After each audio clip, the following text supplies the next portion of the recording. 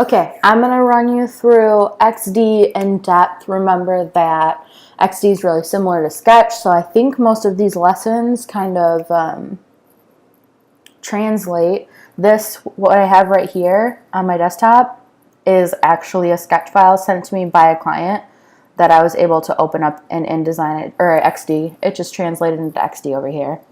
So I'm going to pop back into XD. I'm going to start a new thing here. All right, I'm just going to walk you through building a wireframe. We're just going to start from scratch.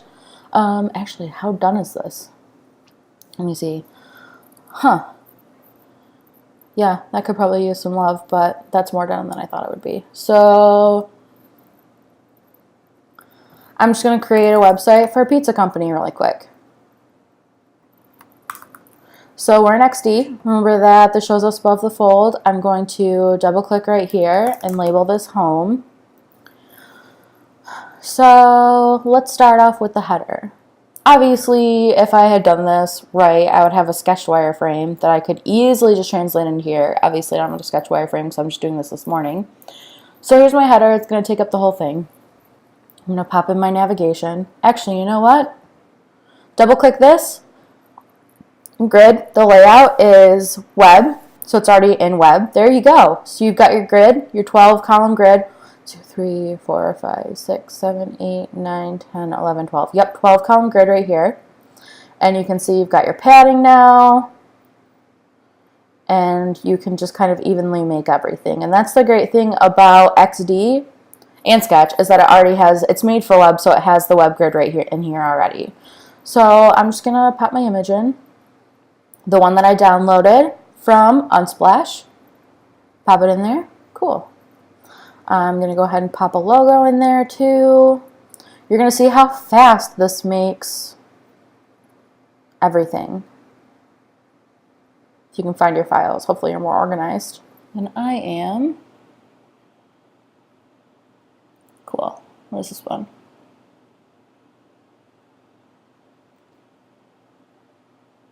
Oh, main. There we go. Let's pop this in here. Oh, that's right. You can't put Illustrator files in there. So I'm going to open this up.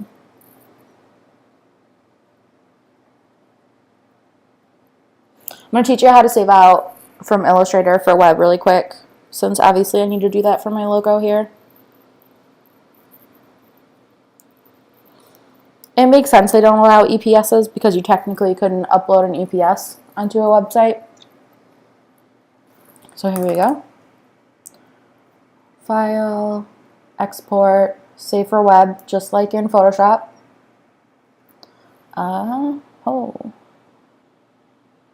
Not the full document at all. No, just the asset.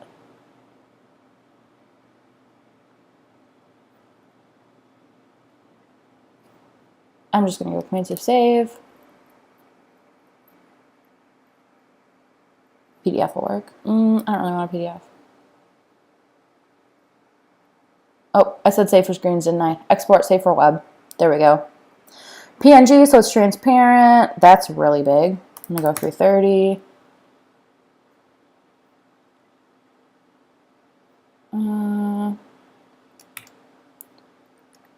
Do 4. Save.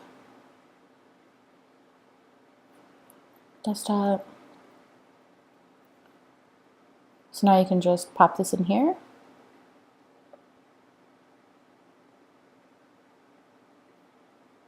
Oops. There we go. So the reason that this exists right here, so you have your proper web padding. That's also helpful for mobile devices, so when it stretches in, you're not losing any of your stuff in the squish. Services. Oh, I'm making a pizza restaurant. I forgot. Home, menu, flavors, contact, blog.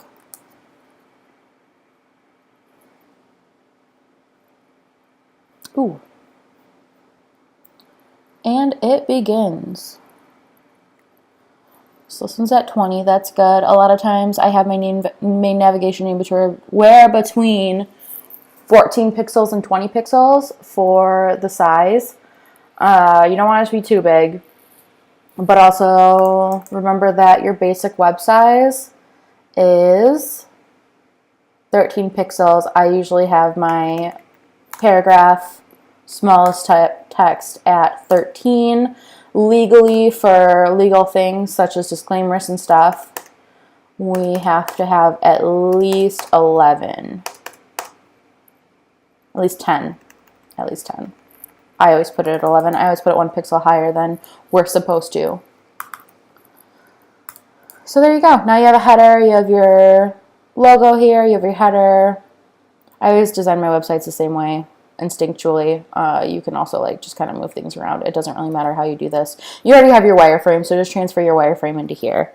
If I want to make a little button, I can just come right here. I don't want borders, but I do want this. So I'm just gonna, let's say 50. There, so now I have round corners, supposedly.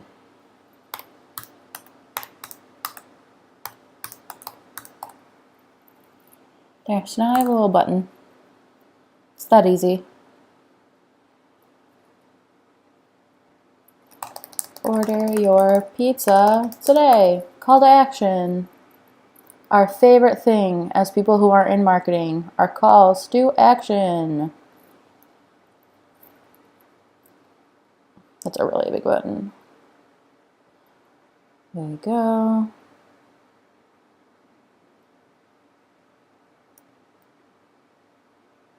Group. There we go. So you can see I just aligned this by using these. And then back down. Cool. So I think that's a pretty good in-depth of what we can do. I'm not going to make you do prototypes just because we have limited time. Maybe towards the end of class, if we have our websites pretty done and you guys want to learn prototypes, we can do it that way. But I doubt any of you guys are going to start right away building apps. So I'm just going to show you quickly how we prototype just so you have it in your toolbox.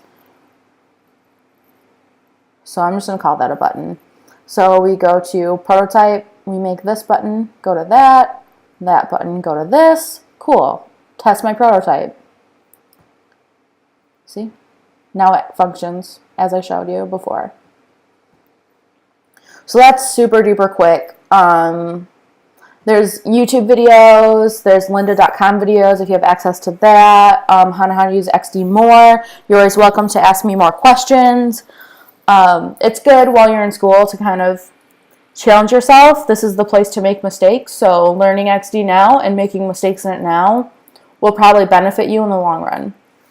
So hopefully you found this video helpful. Again, email me with any questions. That is what I'm paid for. So hopefully you guys get through this okay. I'm going to make some more videos about coding because I know that's very overwhelming. I think we're going to do... I had a request from a few people to make the full color wireframe due Wednesday since someone's getting a little overwhelmed. Not someone, multiple people are getting a little overwhelmed on what to do and just feeling rushed, which is what I was afraid of. So I think we're going to do our critiques Wednesday for the full wireframe, and then Monday we'll go over coding a little bit more. So that's the plan for now. I'll be fluid about it. Since it's your guys' education, I want you to be learning. But for now, hopefully these videos help. And again, you can email me. Thanks.